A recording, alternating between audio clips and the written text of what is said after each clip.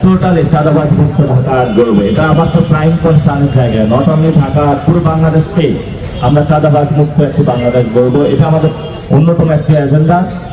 আমরা চাঁদা থেকে আমাদের কোনো ইনকামের দরকার নেই, ফলত চাঁদার সিন্ডিকেটটা আমাদের প্রয়োজন হবে না, এবং চাঁদার যে একটি বাহিনী সেটাও আমাদের প্রয়োজন হবে না। আমরা গতকাল দেখেছিলাম একটি দল থেকে বলেছে 1 কোটি লোকের কর্মসংস্থান তারা নিশ্চিত করবে প্রথম 2 বছরে নাকি 18 মাসে, এরকম দেখেছিলাম আমি।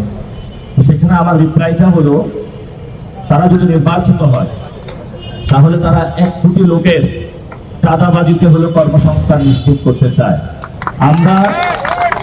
আমরা কোনো বাংলাদেশে কোনো চাঁদাবাজির কর্মসংস্থান চাই না।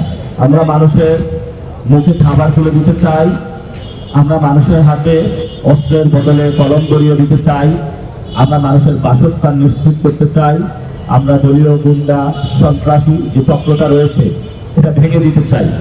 আমি আপনার সাংবাদিকদের সঙ্গে একটা বিষয় স্পষ্ট করতে চাই, আমাদের যে দেশের সমস্যা, এই দেশের যে সমস্যাগুলো সৃষ্টি হয় এটা ঢাকা 8 থেকে অর্ধেক সৃষ্টি হয়। এখানে সচিবালয় থেকে দুর্নীতি হয়, এখানে সুপ্রিম কোর্ট আইন আদালত থেকে হলো অবিচারের রায়টা বিভিন্ন জায়গায় যায়, এখানে যারা ব্যবসায়ী রয়েছেন তারা একটি চাঁদাবাজারের সংস্কৃতির মধ্যে দিয়ে শিকার হয়, যেটা পুরো বাংলাদেশে ছড়িয়ে পড়ে।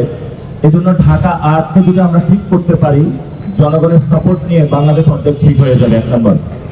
2 নম্বর হলো বাংলাদেশের যে দলগুলো রয়েছে এগুলো একটা পলিটিক্যাল ফাইন্যান্সিং সিস্টেমের মধ্যে দিয়ে চলে, যেটা নির্ভর করে চাঁদাবাজির কারণে, সন্ত্রাস দখলকারীর কারণে। আমাদের এই ধরনের দলীয় গুন্ডা কোনো বাহিনী লাগবে না, আমরা এই চক্রটা ভেঙে দেব। আর আমাদের ভবিষ্যতে আরেকটি বড় এজেন্ডা আসতেছে, সেই জন্য আজকে আপনাদের সবাইকে এই প্রেস কনফারেন্সে ডাকা। দেখেন, আপনাদের ঠিক আমার হাতের বাম পাশে রয়েছে দুর্নীতি দমন কমিশন। এই কমিশনের কাজ বাংলাদেশে 50 বছরে আমরা কোনো কিছু দেখতে পারি নাই।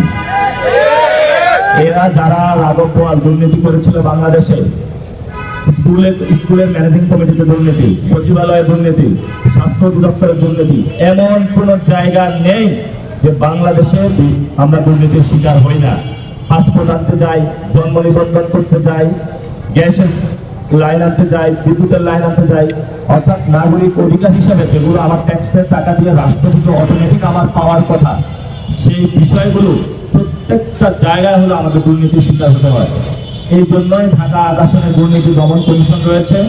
ইনশাআল্লাহ ভাবতে যদি আপনারা সিল দেন এবং ঢাকা 8 থেকে নতুন বাংলাদেশের দুর্নীতি দমনকে ইনশাআল্লাহ আমরা অ্যাক্টিভ করব। যদি দুর্নীতি দমন কমিশন অ্যাক্টিভ না হতে পারে, এই ঢাকা 8-এ তাদের স্থান হবে না।